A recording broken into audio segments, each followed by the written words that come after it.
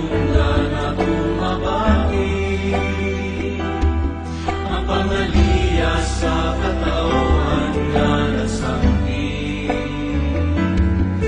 Naniyahan sa katumanan, sa langit mong ginharian. Uban kang Maria, ang atong tinahan. Magtutungog, magambahan kang tanan. Ay kita iniusang simbahan, nga nagtudlo, nagalagad, nagbalaan.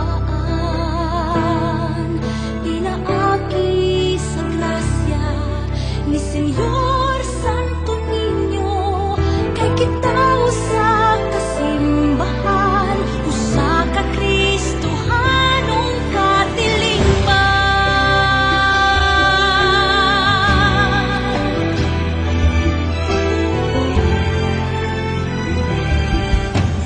Atong kasing-kasing atong mabanyagan,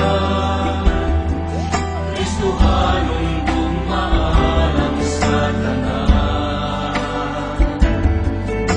Isang yaw o isaksi sa tibuok kalibutan, uban sa pakampo ni Pedro Calungsod. Pagtutungog, magambahan kang tanan. Kay kita iniusang simbahan, nga nagtudlo, nagalagad, nagbalaan.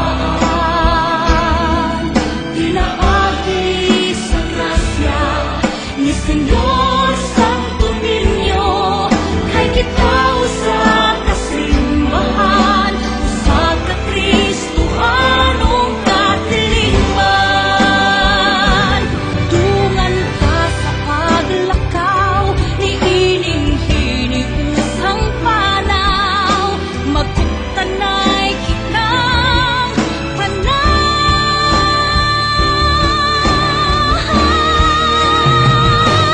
Kay kita iniusang simbahan, nga nagtudlo, nagalagad, nagbalaan. Tinabangan sa grasa sa Espiritu Santo, kay kita usa ka simbahan. Usa ka Diyos ang atong amahan, kay kita usa ka simbahan. Usa ka Kristohanong katilingban.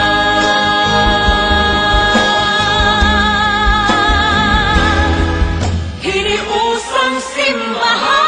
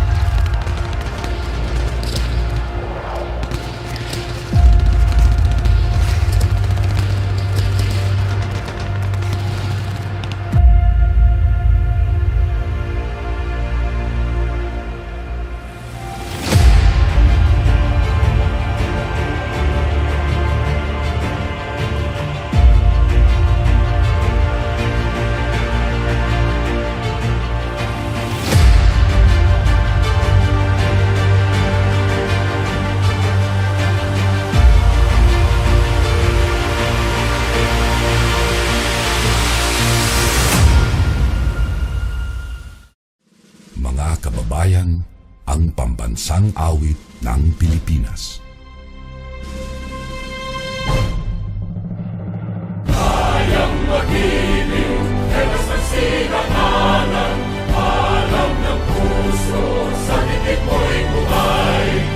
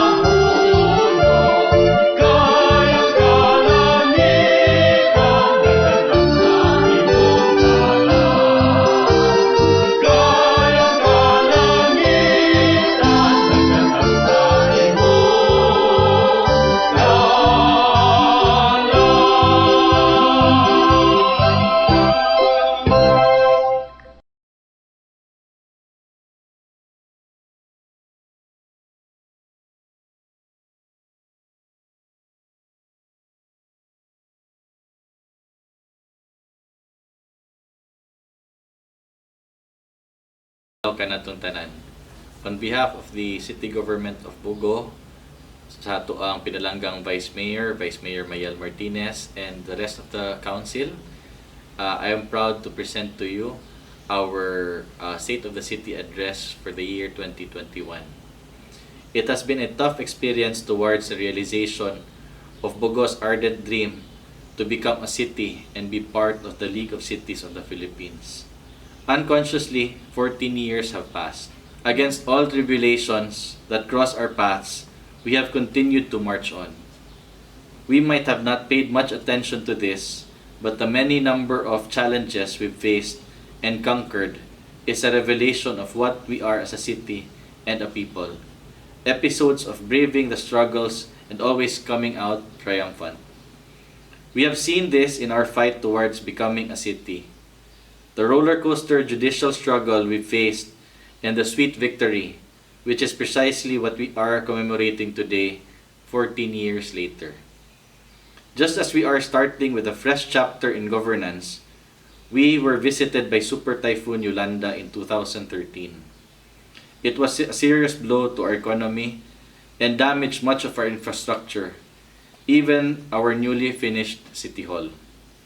But like the typical resilient Filipino, we joined hands to rebuild from the rubble of the storm and move forward to the goals we have set before Yolanda. Fast forward last year, the unexpected happened. One that neither we nor the rest of the world saw coming. We were then starting to plan our fiesta celebration for the year 2020 when news broke out of a pandemic. We were faced with an invisible enemy. The whole world was at a standstill. The more than 1 year of fighting against COVID-19 only reinforced the burning passion and courage in the Bogohanon spirit, even amidst adversities. We were among the first localities who achieved a zero active case status in the country. And even with limitations and challenges that we were up against, we were able to pull off a humble yet memorable 2020 fiesta celebration for all the 27,000 households in our city. This happened in Christmas too. This year, with a little ease in the restrictions by the IATF, we were also able to pull off fiesta activities that still adhere to protocols, one way or another, have been an inclusive celebration, participated by all Bogohanons through the aid of technology. Now at this point, let me report to you accomplishments and achievements aligned with the 12-point agenda that my administration crafted since my term started last 2016. The 12-point agenda will lay the roadmap of our efforts towards achieving a sustainable growth and development in the city of Bogo. The first agendum in our 12-point agenda is the improvement of the delivery of basic services. The pioneer program of my administration is the localization and institutionalization of Purok system approach. Our Barangay Purok organizing team has organized 413 Puroks to date and have launched already 23 barangays of the Purok system. We have 409 Purok presidents that are receiving honorariums for offering their noble service in the barangay as Purok leaders. Also, as of date, we have distributed 403 first aid kits to the Puroks which are already launched. Institutionalized financial assistance in crisis and emergency situation phases program, where for the year 2020, there are 422 beneficiaries of burial assistance, 104 beneficiaries for medical assistance, and 9 beneficiaries were given assistance for fire victims. Facilitated the social pension payout to 2,866 beneficiaries and has ensured a 100% turnout to avail of additional slots from the national government. Conducted the Balik Eskwela program for the daycare centers, where 1,500 daycare children are provided with prevention kit that includes alcohol, vitamin C, face mask, and educational materials like coloring books and crayons. Implemented sustainable livelihood programs such as dressmaking, casket making, furniture making of the BGMP inmates available for sale to the public. To be implemented sustainable livelihood programs such as egg production by the Libertad Organic Association of Farmers in Barangay Libertad, developing direct sales for native hats and bags and other native products by We Build in Barangay Udlot, continuation of the Serbisyo sa Barangay program amidst a pandemic where the basic services of the city government such as medical, dental, agricultural, veterinary, beauty care, and wellness, and among other services are conveyed closer to the grassroots level. The delivery of basic services became more efficient and effective with the additional 4 units of L300 vehicles that the city procured this year.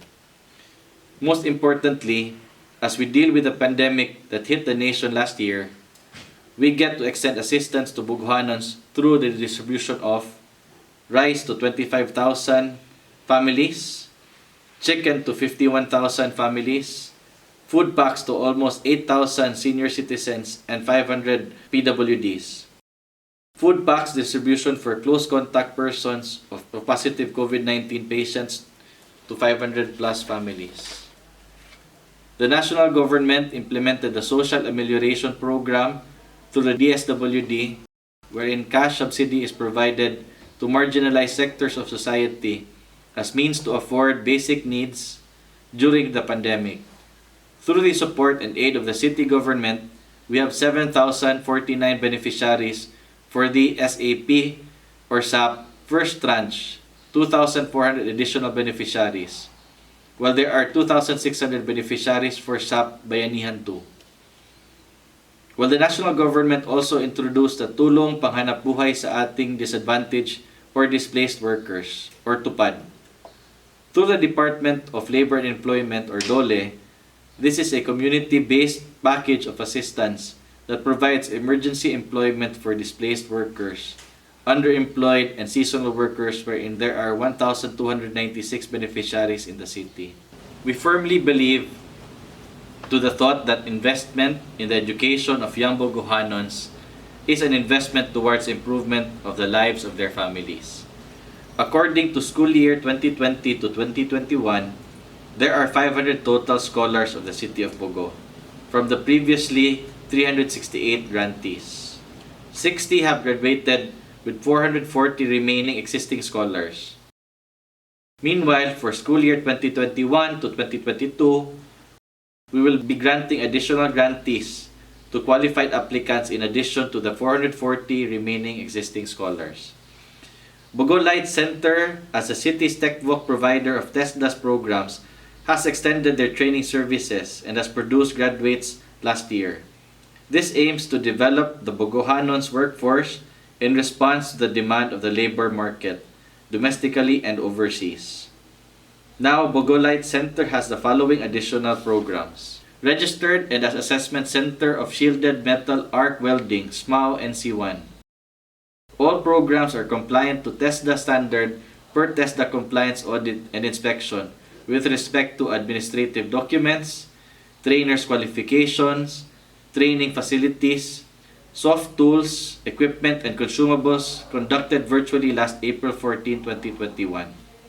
For registration to TESDA Driving NC2, there are 5 personnel of Bogo Light Center that are undergoing trainers methodology training to become trainers of the additional programs in Bookkeeping NC3, Hilot Wellness Massage NC2, Beauty Care NC2, Food and Beverage NC2, and Bread and Pastry Production NC2.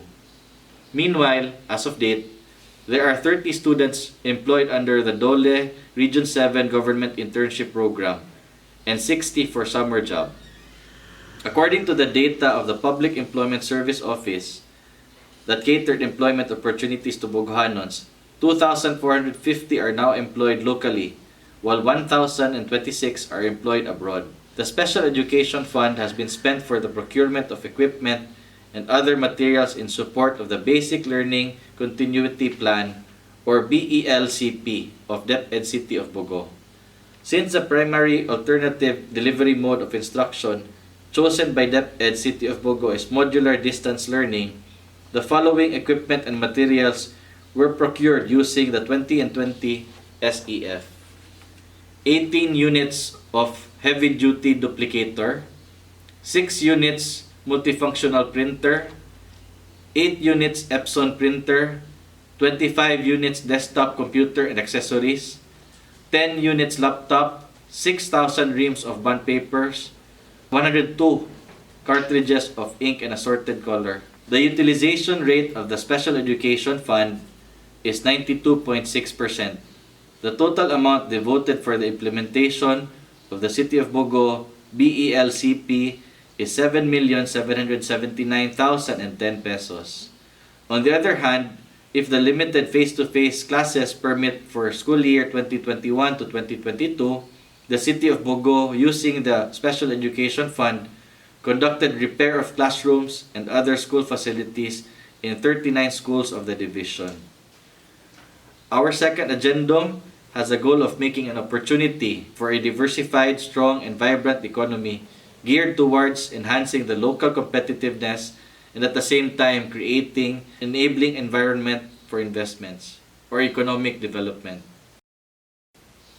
Our efforts in creating an investment and business-friendly city have been recognized by the Office of the Ombudsman. We have received a Blue Certification Level 1 after we have maintained a system that conforms to the ease of doing business with the government standards set by the office insofar as registration of new businesses and renewal of business permits are concerned. This economic development addendum will be in synergy with the following agenda of our administration.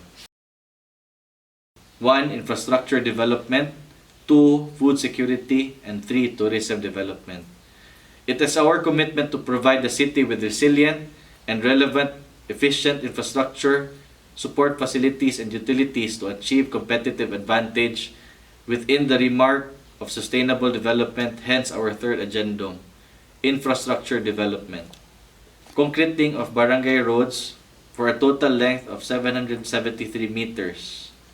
La Paz Elementary School to Barangay Hall, concreting of sidewalk along P. Rodriguez Street, concreting of unpaved road Barangay Sambag, concreting of Banban Batad, concreting of Barangay Road Tudlot, road rehabilitation and improvement Cluster 1, 10,421 meters of rehab road, 400 meters of concrete road in Libertad, Sitio Panas Road, Sitio Panas to Shukon Road, Dakit to Ginbiktan Road, Marangog to Tagasa to Udlot Road, Sitio Baas to Dakit Road, Taytayan to Sitio Baas Road, Sitio Lumboy to Sitio Maitom Road. Road rehabilitation and improvement Cluster 2, 9,619 meters of rehab road, 400 meters of concrete road, Don Pedro to Kayang Road, La Paz Bahi Road, La Paz Guadalupe Road, Buwak to Kayang Road. Road rehabilitation and improvement Cluster 3, 5,074 meters rehab road, 500 meters concreting road. Upper Liloy Sitio Dita, Lower Liloy Sitio Corbada, Banban proper to Sitio Dawis, Guadalupe to Libog. Binabag to Manantiar, road rehabilitation and improvement, 11,600 meters rehab road, 400 meters concrete road in Tulibaw to Bungaw, Binabag to Manantiar, Nailon Circumferential Road, Sitio Bangon to Tulibaw, Kayang Circumferential Road, Dakit to Sitio Langaw, Tulibaw to Panliwadon, La Paz to Anonang Norte, Corner Arapal Road, Dakit to Malingin. Construction of evacuation center in Barangay Marangog with 294.4 square meter floor area. Construction of 2-story 4-classroom school building in Barangay Pulambato with 405 square meters floor area. Construction of drainage system in La Purisima Concepcion, Tusor de Rubio, P. Rodriguez Street in front of Unihome, Councilor Palace Residence with total length of 665 meters. Opening of various roads, Phase 2, total length of 2,467 meters, in Sitio Panas, Libertad to Sitio Bayabas, Sukon. Sitio Lower Liloy, Banban to Sitio Cordoba, Kayang. Sitio Upper Liloy, Banban to Sitio Dita, Kayang. Banban to Sitio Lawis. Construction of GSO, engineering building, concreting of auditorium access area, gravel bedding pairing area, drainage, canopy parking, concreting of engineering and GSO building with 594 square meters total floor area. Upgrading of Panabilan to Sitio Bungaw Road, total length of 2,700 meters. Installation of 276 street lights from Sibisaa to Binabag. Concreting of new bus terminal, Kayang Road with 360 meters total length. Road opening in Barangay Udlot with length of 987 meters. Construction of drainage system, Jamelina to Fairbank with length of 157 meters. Construction of drainage system, Petron to Fairbank with length of 210 meters. Construction of drainage system, Pauline Road with length of 1.72 kilometers. Ongoing projects, upgrading of Taytayan Baas Road with length of 1,961 meters. Road rehabilitation, improvement of various barangay roads, rehab length of 24,965 meters and concreted length 200 meters. Rehabilitation of Pauline Road 1 with length of 310 meters. Continuous improvement of Pulambato Port, mainly the construction of its new admin building. To save the cost of the rental for heavy equipment and to meet the demands of the barangays, the city will be procuring a road vibrator roller, road monotonized grader, and mini dump truck. These equipment would be very vital in ensuring the maintenance and repair of the roads in all of the barangays and such other infrastructure developments in the city. Vital in attaining economic development is agricultural and fishery development that will bring us to our food security agenda. For fishery, we have provided livelihood assistance to our fisher folks through distribution of various fishing gears to 250 fisher folks. Fisher folks cash and food subsidy to 215 fisher folks. Fishery scholarship program is granted to 5 fisher folk children. For agricultural support and extension program, we are able to provide assistance to our farmers through distribution of empty plastic drum, small farm water reservoir to 45 farmers. Complete set of agriculture inputs for technology demonstration for vegetable production with drip irrigation system to 135 farmers. Inorganic fertilizers, 50 kilogram bag to 250 farmers last year and just recently to 200 farmers. Various corn seeds to 70 farmers last year and just recently to 100 farmers. RSBSA cash and food subsidy to 602 farm families. Vermicast 50 kilograms to 250 farmers. Organic biologics for livestock 1 liter bottle to 250 farmers. Organic foliar fertilizers and pesticides 1 liter bottle to 250 farmers. Organic plant growth enhancer 16 liter pail to 527 farmers. We get to strengthen our city veterinary health program through the existence and creation of the City Veterinary Office.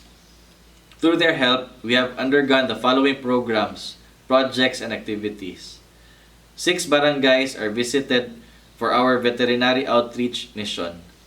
420 cattle and carabao are vaccinated against hemorrhagic septicemia. 1,899 animals are dewormed. 2,094 animals are provided with vitamin supplementation of livestock. 75 animals for treatment of livestock. Consultation and counseling of 12 farmers. 10 times conducted animals disease and monitoring. 5th, tourism development is vital to our economy. Thus, in the coming years, we'll focus on developing tourism sites and we will look into the potentials of Barangay Binabag's mountain range as camping and adventure site and the continued rehabilitation of Capitancillo Islet. We will continue to promote agrotourism such as the one in Narapal, Anunang Sur. To date, the city of Bogo is the top 7th most visited tourist destination in Region 7, Central Visayas.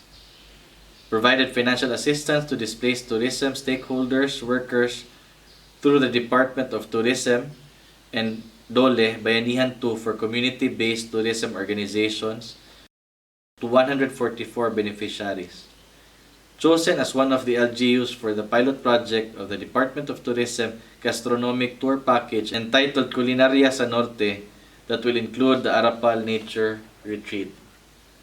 Casa Domingo Hotel and Restaurant is now a DOT accredited hotel establishment, while Arapal Nature Retreat as a farm site and Ricardo's Pension House for Pension House category.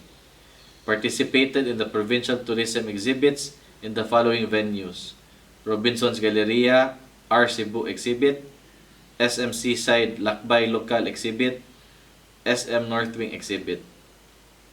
6. Peace and order. Bogo remains a very peaceful place.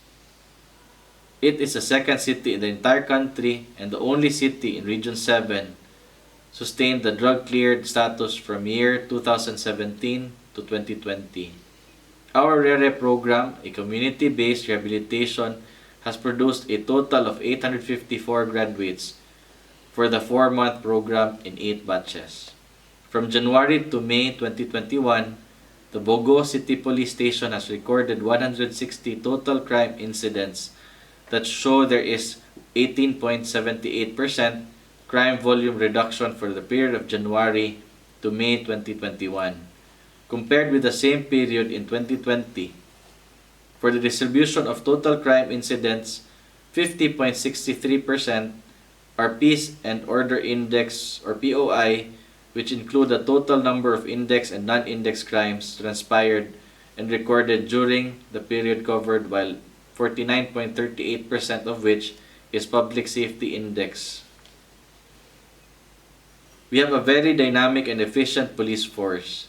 They have conducted 163 operations from January 1, 2020 to present, and on their campaign against illegal drugs, illegal gambling, loose firearms, wanted persons, and destruction of natural resources, a total of 93 wanted persons have been arrested for the aforementioned period.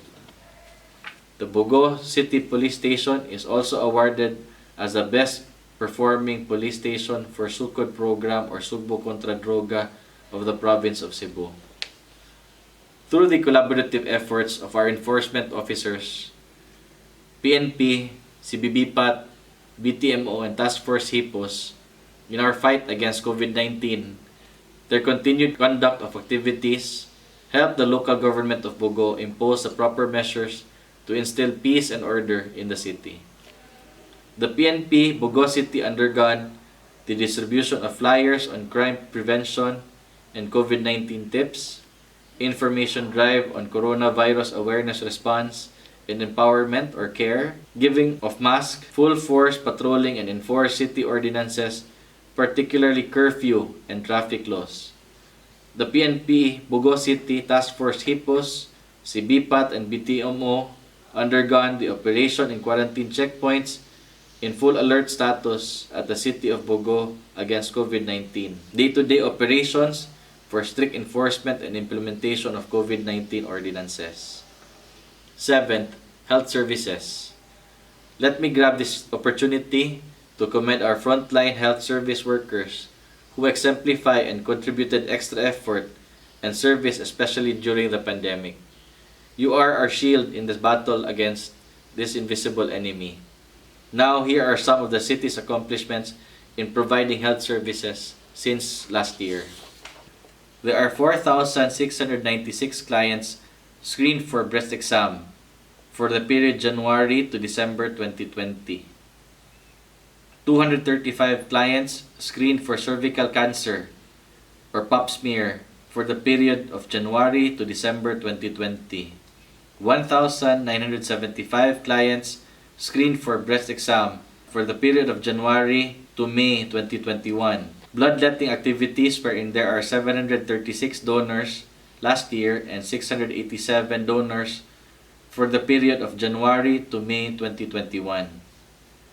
NCD risk screening for 20 years old and above are conducted wherein 708 clients are screened using PhilPen protocol for the period of January to December 2020, while 887 clients were screened for the period of January to May 2021.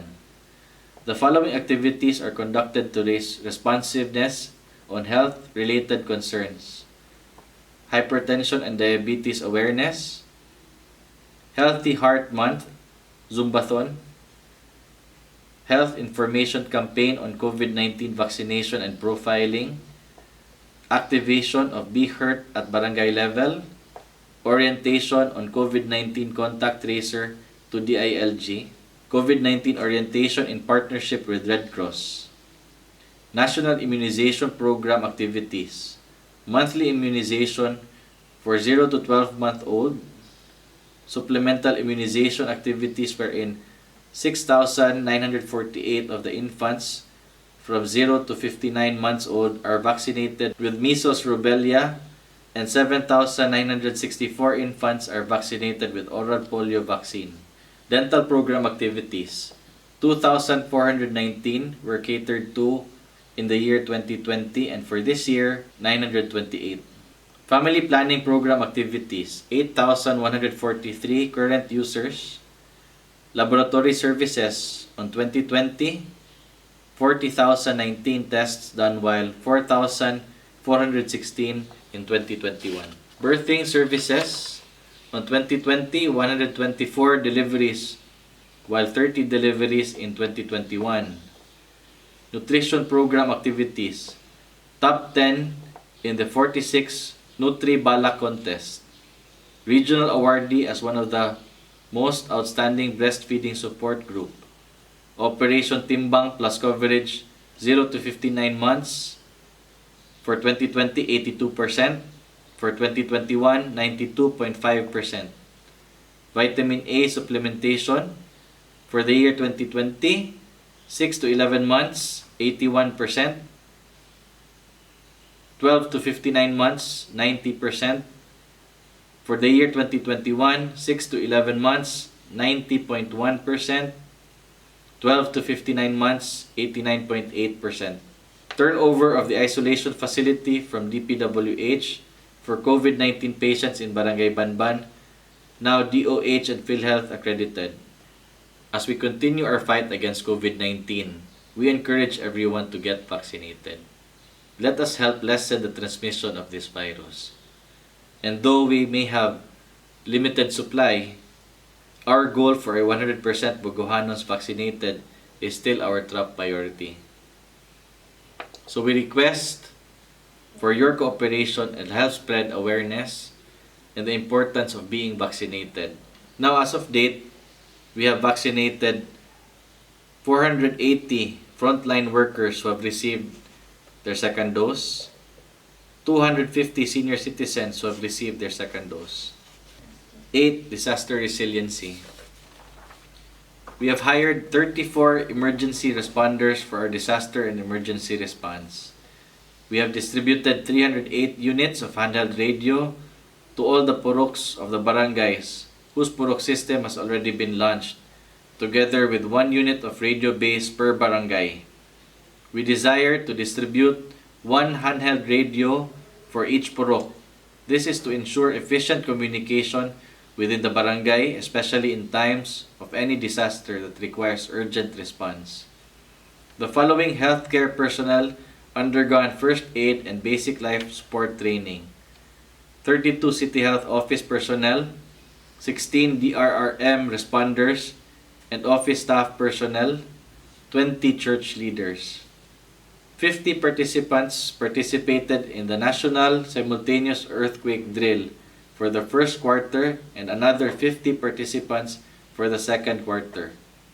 In partnership with Philippine Red Cross, 15 barangay officials and staff undergone training for family-based BDRRM plan formulation with quality assessment tools, final evaluation, and CIMEX.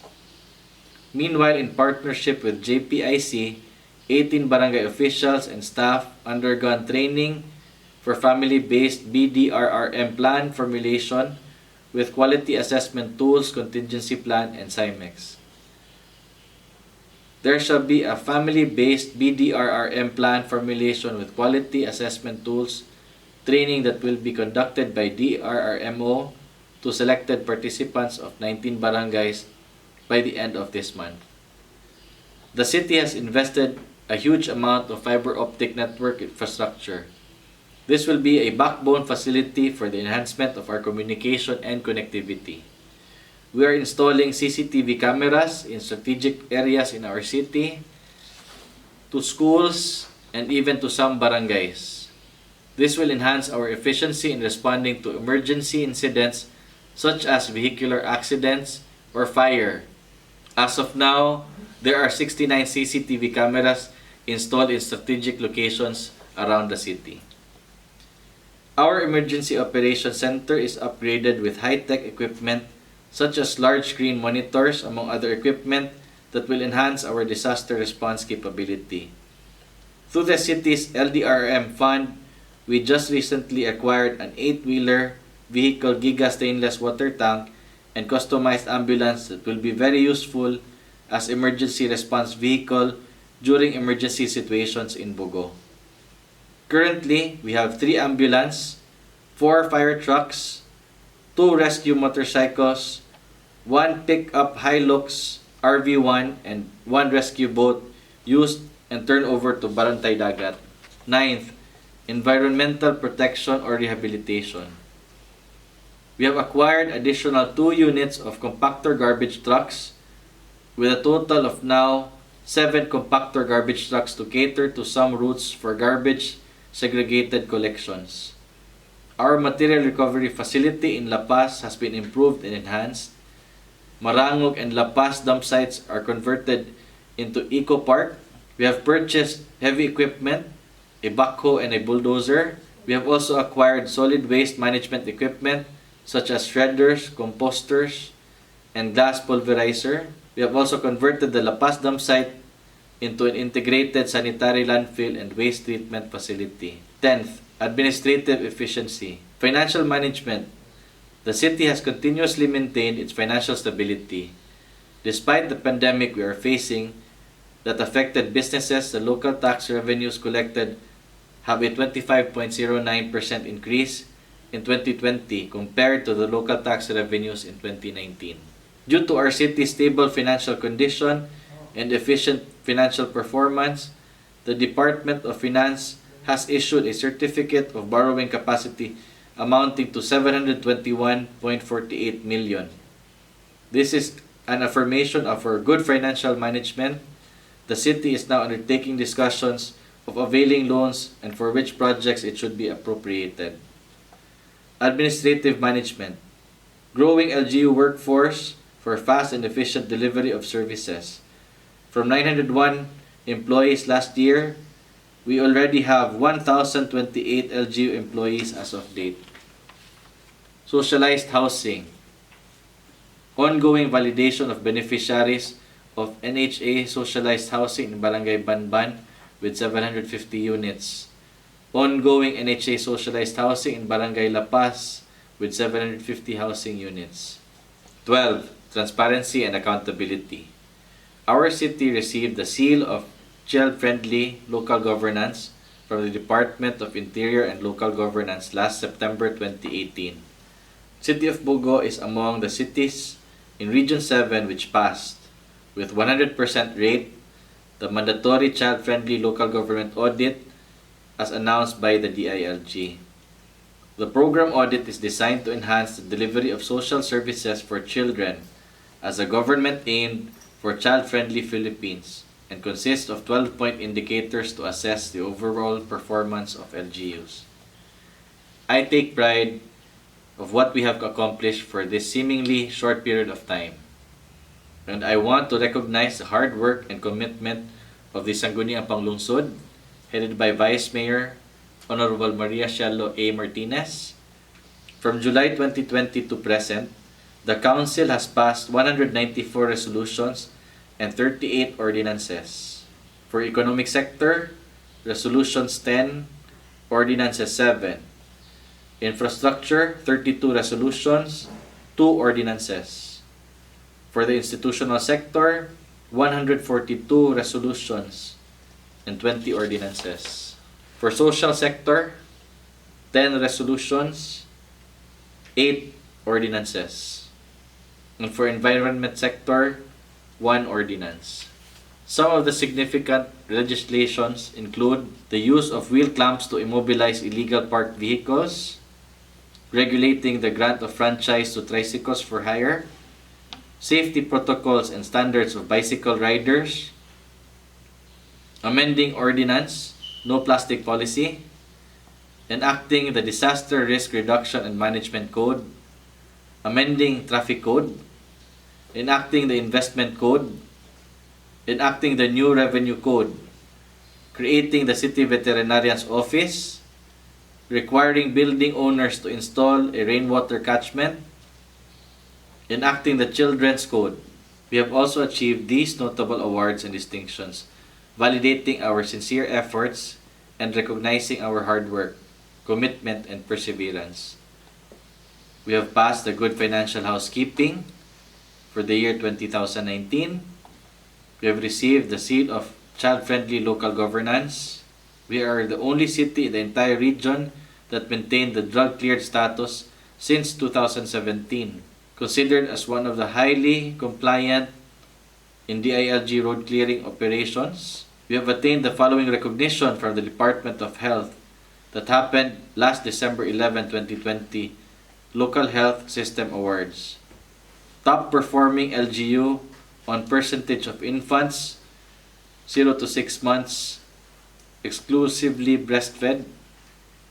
Top performing LGU on percentage of fully immunized child.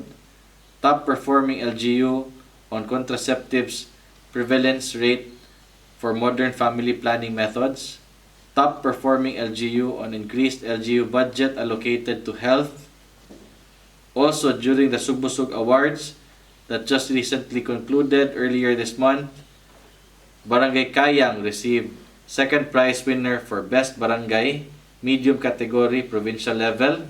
Barangay Kayang is awarded as Best Barangay, medium category, district level.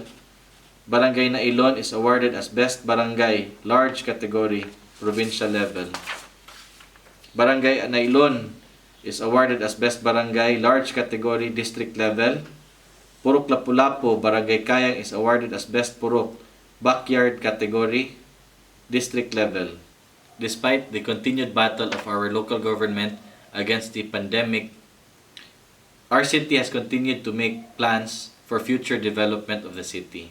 Our city government has acquired a 20-hectare lot in Barangay Cogon that will host our sports facility, national government agencies, and our new Sibisaa campus.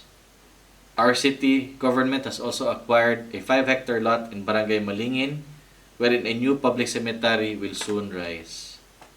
This will serve as a one-stop shop wherein burial and crematory services will be offered and a chapel thereat will be built. This is the answer to the ongoing need to improve the current status of cemeteries in Bogo. As what Ralph Waldo Emerson quipped, what lies behind us and what lies ahead of us are tiny matters compared to what lies within us. I am confident that through every storm, pandemic, or whatever life may throw at us, it will never be greater than the courage and resiliency of Bogohanan hearts. We will always come through. We will always strive. We will always be triumphant. We will always move forward. Magpadayon kanunay kita mga pinalangga ng mga Bogohanons. Padayon Bogo.